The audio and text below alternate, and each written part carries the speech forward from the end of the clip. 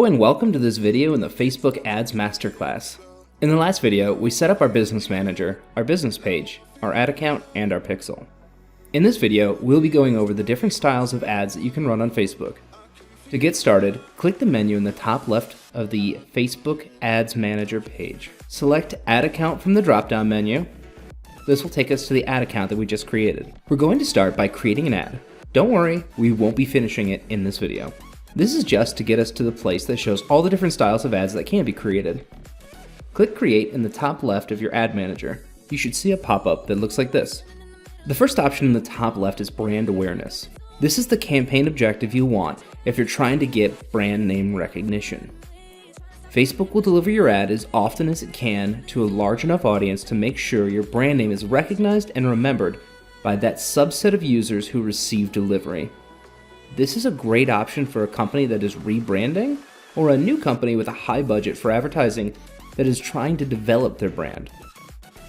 If you're a dropshipper and worry more about your products than your brand, I would avoid this. Your next option is reach.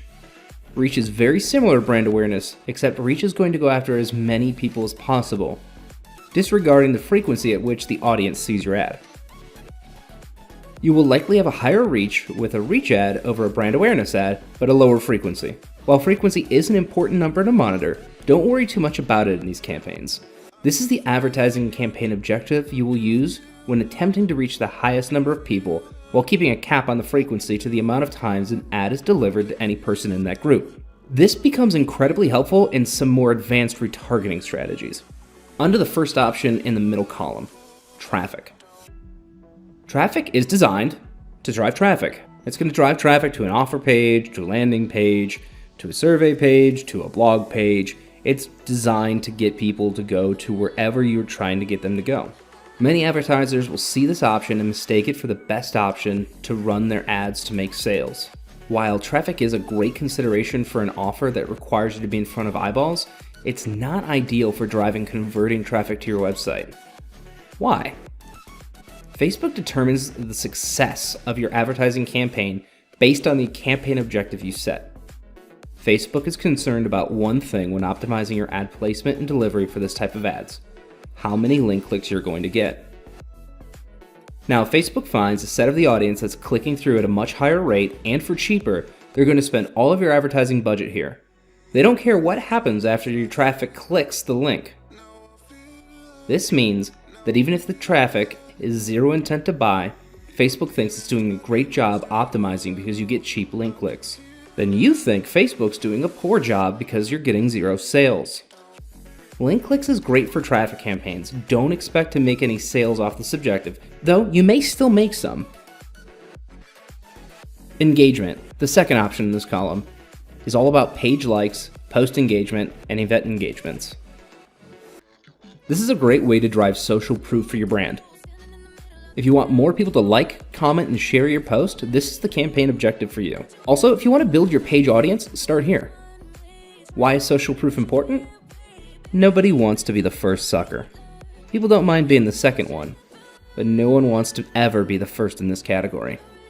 By having people who like the page or video, lots of comments, plenty of shares, it shows that the content is worthy of attention and sharing. Engagement campaigns also complement a video view and conversion campaign well.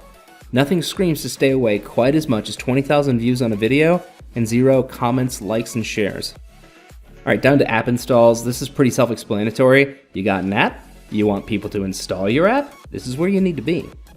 Video views is an interesting category that has really taken some heat in the groups that I'm a part of. 2 years ago, it was all the rage to run video view ads and make sure you have so many video views before converting over to a conversion campaign. Then these groups started saying, it's not worth doing the video views are a joke, make viral content. Now we're coming back full circle. I'm starting to see people say, go after video views. Why are we seeing this kind of change in approach so often? Why?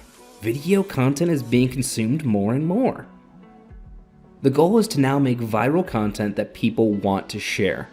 The problem? There is more video content now than ever before.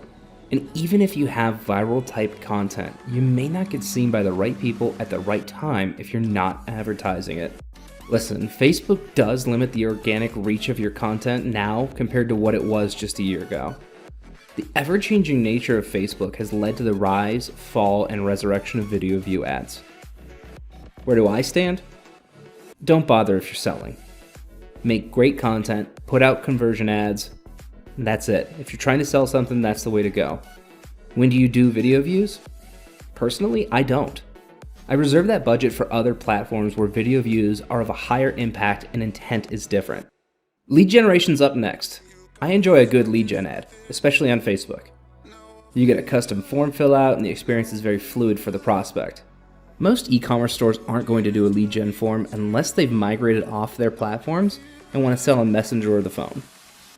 Lead gen is great for service-oriented companies and a cheaper alternative to Google AdWords ads. Some leads on Google Ads will cost $50 to $100 per lead, but those same leads can be captured on Facebook, if done correctly, at a fraction of the cost.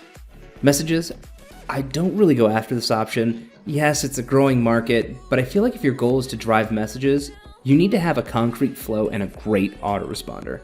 Yes, Messenger is a great sales channel. I still don't think it is the most effective use of your time and energy unless you have a rock-solid plan and have tested conversion rates to find that this is your highest converting channel.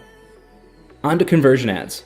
This is where the bulk of my ad spend has been historically located. Why? The campaign objective forced Facebook to optimize for the lowest cost per conversion for your website. This means that by running a conversion campaign, Facebook is attempting to deliver your ad to the audiences that are most likely to convert at the cheapest cost. This is important. Let me say it again. Facebook is attempting to deliver your ad to the audiences that are most likely to convert at the cheapest cost. This is the only campaign objective that will do this for you.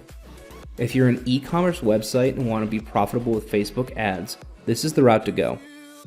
Okay, before I move on to the last two campaign objectives, I want to explain a simple concept.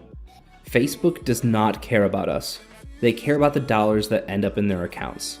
We are not their customers. We are only their clients. Their customers are the end user. While we will use their platform to deliver ads to their customers, we have to be aware that Facebook is going to do everything they can do to ensure a positive customer experience for their customers first.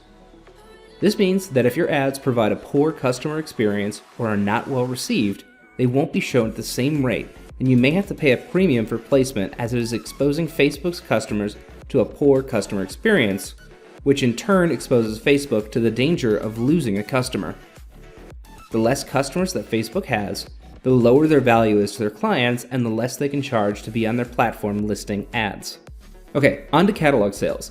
This is a fun one, but requires you to add your product catalog feed to your Facebook account. I will have a supplemental video on how to do this available after the video series.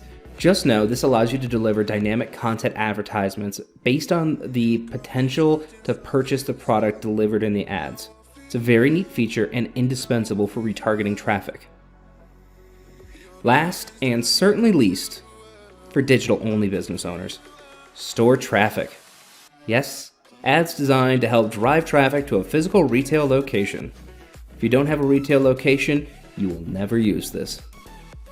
That's all for this video. If you found this information helpful, please give it a like and subscribe to the channel for more daily advertising, marketing, Shopify, and dropshipping training. In our next video, we'll be creating our very first ad together. I'm looking forward to it. Thanks for watching. I'll see you in the next video.